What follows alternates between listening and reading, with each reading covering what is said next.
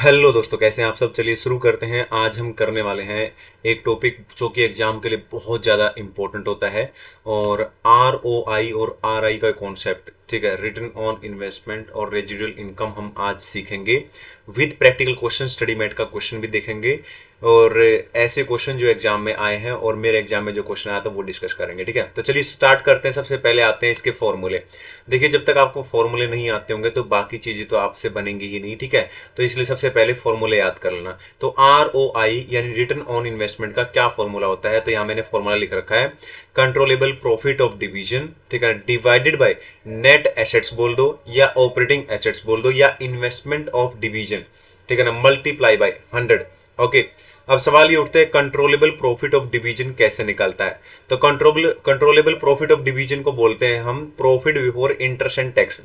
यहाँ पे एक बात याद रखना है कि हेड ऑफिस की अगर कॉस्ट दे रखी है तो उसको इग्नोर कर देना है। उसके बाद आता है नीचे कि भाई नेट एसेट्स ऑफ डिवीजन कैसे निकालेंगे, यानी नेट एसेट्स। तो आप टोटल एसेट्स ले लो, यानी नॉन करंट एसेट्स प्लस में करंट एसेट्स माइनस लायबिलिटी। यहाँ पे भी इग्नोर करना है हेड ऑफिस की एसेट्स और लायबिलिटी की हम बात यहाँ पे नहीं कर रहे हैं, डिवीजन की बात कर रहे हैं। दूसरा फॉर्मूला आता है आर आई का, ठीक है ना, यानी रेजिडुअल इनकम का फॉर्मूला।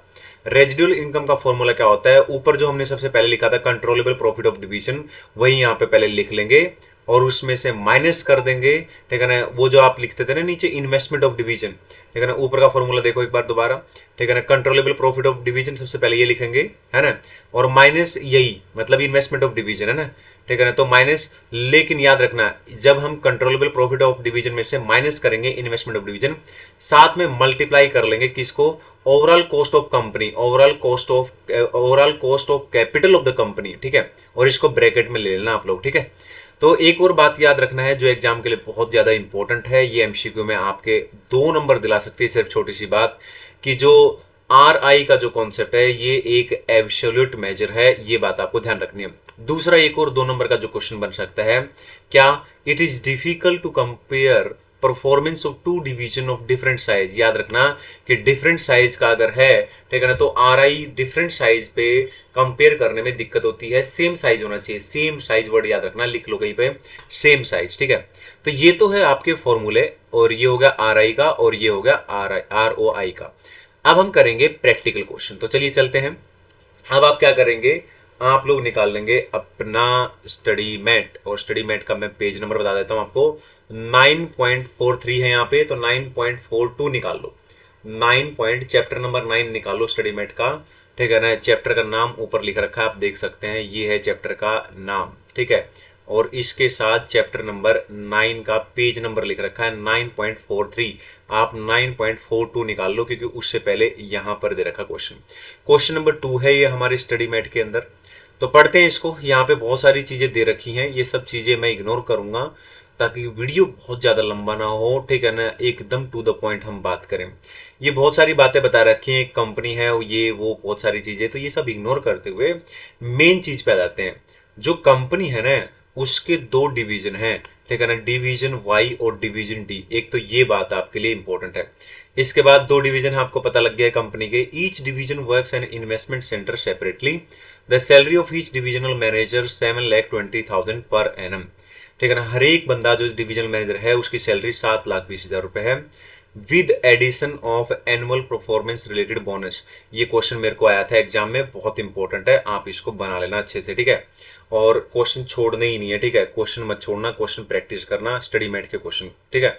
आगे चलते हैं। ये कहते हैं ए minimum are O I 12% per annum is expected. R O I expectation है कि भाई 12% तो होगा ही, ठीक है, to be achieved by each divisional manager if a manager only achieve. आगे बढ़ते हैं, क्या कह रहा है देखते हैं।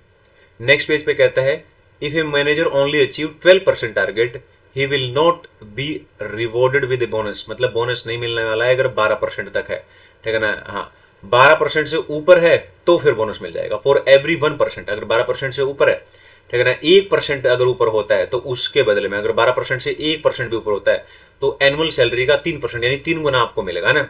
लेकिन यहाँ पे सब्जेक्ट टू मैक्सिमम लगा रखा है कि 20% एनुअल सैलरी जो आपकी दे रखी है उसका 20% से ज्यादा नहीं हो सकता, ये बात भी आपको ध्यान रखना बोनस। अब यहाँ पे डिवीजन वाई की इंफॉर्मेशन दे रखी है और डिवीजन डी की इंफॉर्मेशन दे रखी है। क्या क्या दे रखा है, रिवेन्यू दे रखा है, प्रॉफिट दे रखा है, हेड ऑफिस कॉस्ट दे रखी है, नेट प्रॉफिट दे रखा है, करंट एसेट्स दे रखी है, cash, inventory, trade receivable, trade payable, manager responsible, ठीक है ना। आगे, during the financial year FAI manager of division D, यानी कि ये वाला, इन्वेस्टेड, ठीक है ना, 13.6 million in a new equipment including advanced culturing machine which will increasing the productivity by 10% per annum, ठीक है ना। HAI, ठीक है। क्या कहता है, manager of the division Y has made no investment during the year, इसने इन्वेस्टमेंट की है, इसने इन्वेस्टमेंट नहीं की है, ये इन्वेस्टमेंट की है तो प्रोडक्शन बढ़ जाएगा। इतनी सी बात बोल रखी है, कोई बड़ी बात है नहीं। मेन चीज है कि हम इसको कैसे सोल्व करेंगे। तो यहाँ पर क्या है ना कि तीसरे वाला पॉइंट तो आपके लिए कोई खास इंपॉर्टेंट है ही नहीं, तो आप इसको भले ही छोड़ देना, ठीक है ना, इस तरीके का थ्योरेटिकल पॉइंट। हाँ, कॉन्सेप्ट्स की अंडरस्टैंडिंग जरूर होनी चाहिए। कॉन्सेप्ट्स की बेसिक अंडरस्टैंडिंग के ऊपर एमसीक्यू एक दो पूछ लेते हैं वो साथ में प्रैक्टिकल क्वेश्चन के साथ। लेकिन यहाँ पे जो एग्जाम में दो क्वेश्चन आए हुए हैं, ये है वही दो क्वेश्चन, ठीक है, जो बार बार एग्जाम में आ रहे हैं। कौन कौन सा है? पहला, फॉर ईच डिवीजन ROI निकालना हमें दोनों का। तो हम लोग क्या करेंगे जब आंसर निकालेंगे, ये आंसर मैंने बना के दे रखा, आप लोग इसको लिख लेंगे। तो जब हम ROI निकालेंगे दोनों का, तो फॉर्मूला याद होगा वो आपको, controllable profit of division divided by net assets या ऑपरेटिंग एसेट्स या investment of division multiply by 100% में निकालना, याद रखना। कंट्रोलेबल प्रॉफिट ऑफ डिवीजन मैंने आपको बता ही दिया था, profit before interest and tax, head office की कॉस्ट इग्नोर कर देनी है। नेट एसेट्स मैंने बता दिया था, non current assets plus current assets minus liability, यहाँ पे भी एसेट्स और लायबिलिटी जो हेड ऑफिस की है वो इग्नोर कर देनी है। तो अब हम क्या करेंगे, डिवीजन वाई और डिवीजन डी का ROI निकालेंगे।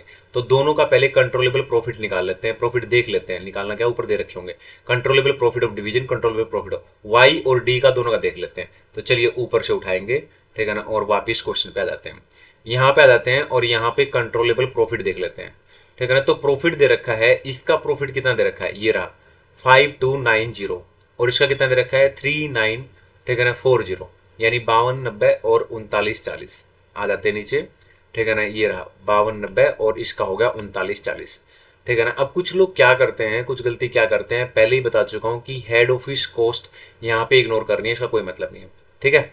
अब डिवाइडेड बाय नेट एसेट्स निकाल लेंगे। नेट एसेट्स कैसे निकालेंगे, डिवीजन वाई की कैसे निकालेंगे, अलग निकालेंगे और इसकी अलग निकालेंगे। तो नेट एसेट्स कैसे होती है, नॉन करंट एसेट्स, याद होगा आपको, नॉन करंट एसेट्स प्लस में करंट एसेट्स माइनस लायबिलिटीज। तो ये तीनों का काम होएगा, इसके प्लस में ये कर देना, माइनस ये कर देना, डिवीजन वाई के नेट एसेट्स निकल जाएगी। ऐसे ही इसकी, ठीक है ना, non current assets plus current assets minus liability, नीचे दे रखा होगा, मैंने लिख के दे रखा है। तो पहला तो ये निकल गया है, ठीक है ना। तो ऊपर वाला तो ये हमने कर ही लिया है ना। अब नीचे आ जाओ, तो मैंने जैसे कि बताया, non current assets plus current assets minus liabilities, non current assets plus current assets minus liability multiply by 100, इसका परसेंटेज आएगा इतना और इसका परसेंटेज आएगा इतना। चलिए अब हम चलते हैं आगे। तो ये हो गया है अपना पॉइंट नंबर 1। यहाँ पे पॉइंट नंबर 2 पे आ जाते हैं हम, इसमें बताना है कि किसको कितना बोनस मिलेगा। तो हम आ जाते हैं यहाँ पे, हमने पढ़ा था, ठीक है ना, क्या कि एक एक डिवीजन की बात करेंगे, डोंट वेरी। पहले डिवीजन वाई की बात करते हैं, ठीक है ना, फिर डिवीजन डी की बात करेंगे। डिवीजन वाई में जो मैनेजर है, ठीक है ना, और इसका रेट ऊपर हमने जो निकाला है वो आया 28.50, ये वाला रेट 28.50 आया है ROI, है ना। और हमने बोला था अगर 12% से ऊपर होता है तो 1% के बदले में 3% बोनस आपको मिलेगा सैलरी का, डोंट वेरी। तो यानी कि 12% से ऊपर, ठीक है ना, यहाँ पर कितना हो गया 16.50, तो इसको आपको 16 ही मानना है, राउंड ऑफ करके 17 मत कर देना, है ना। तो 16, ठीक है ना, परसेंट ज्यादा होगा, 1% के बदले में 3 मिल रहा है, तो 16 के बदले में मल्टीप्लाई बाय 3 कर दो, 48% ऑफ सैलरी मिलेगा। लेकिन सैलरी जो है 7,20,000, अगर आप उसका 48% करोगे, ठीक है ना, तो उतना तो अलाउड ही नहीं है। क्यों? क्योंकि सब्जेक्ट टू मैक्सिमम हमने पढ़ा था क्वेश्चन के अंदर 20% है। तो क्या करना पड़ेगा, ये किसी काम का नहीं रहा, ज्यादा बोनस हम दे नहीं सकते, तो हम बोनस क्या की लिमिट है यहाँ पे 7,20,000 का 20% ही दे पाएंगे, है ना। अगर 18 होता तो 18 ले लेते, लेकिन यहाँ पे मैक्सिमम, ठीक है ना, 20% दे सकते हैं।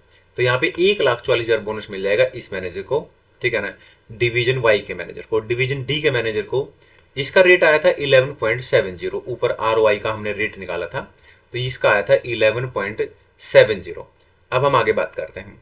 मैं आपको बताऊं कि वहां पे अब लिख रखा था कि 12% तक तो बोनस मिलेगा ही नहीं, तो इसको कोई भी बोनस अलाउड नहीं होगा, बस इतनी सी बात है। फिर भी आप पॉइंट नंबर 3 करना चाहें तो मैंने यहाँ पे पॉइंट नंबर 3 का आंसर दे रखा है, ये रहा, ठीक है ना, और यहाँ पे दे रखा है, ये रहा। आई होप आपको क्लियर होगा। आज के लिए इतना ही, और अच्छे से सारे के सारे थ्योरी का पूरा मैराथन डाल रखा है।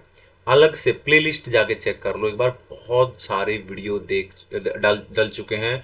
बहुत सारे स्टूडेंट्स के कमेंट आते हैं, ठीक है ना, कि 60+ आए हैं, 70+ आए हैं, ऐसे कर करके, ठीक है ना, बहुत हेल्पफुल रहे हैं ये वो। तो आप लोग जरूर से जरूर प्लेलिस्ट के सारे वीडियो चेक करें और देखें अच्छे से, ठीक है। और ये बहुत इंपॉर्टेंट है। और इसके अगर और भी क्वेश्चन कर सको, स्टडी मैट के जितने भी क्वेश्चन है छोड़ना नहीं है, कॉन्सेप्ट, ठीक है ना, प्लस में स्टडी मैट के क्वेश्चन, ठीक है, स्पेशली टेस्ट योर नॉलेज के जो पीछे वाले क्वेश्चन होते हैं। आज के लिए इतना ही, थैंक यू।